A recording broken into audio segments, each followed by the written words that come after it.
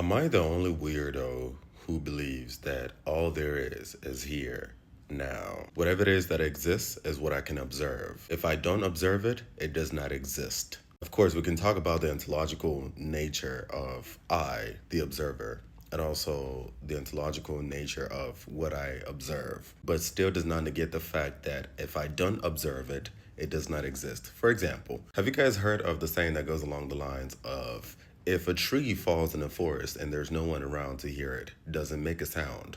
Most people say no, some people say yes. But to me, what tree? There is no tree. Why? Because I was not there to observe it. If I don't observe it, then it does not exist.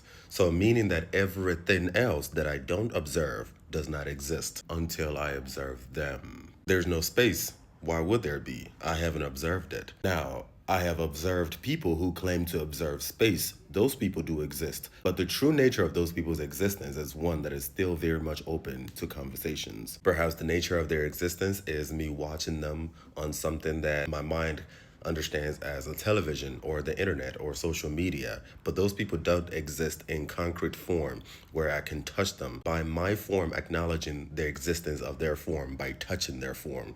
So those people don't exist in that sense, but they still do exist. What is the nature of their existence? Perhaps imagination, perhaps hallucination, perhaps a dream, perhaps whatever the fuck else I can't even begin to comprehend. The people or beings or things or entities watching me right now, perhaps you do exist, but the true nature of your existence is still hidden from me as a human being occupying space and time, and vice versa. From your perspective, I do exist. Most of you have never met me before.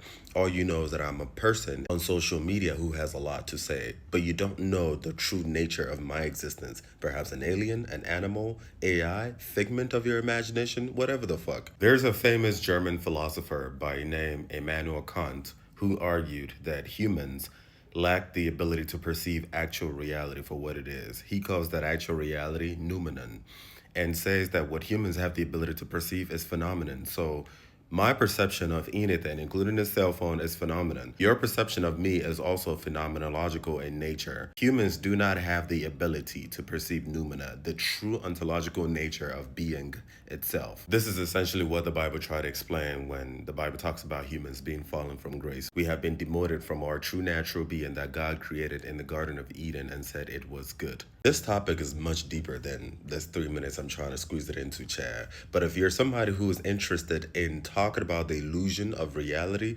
perhaps you're somebody I need to be talking to. Uche, peace and love.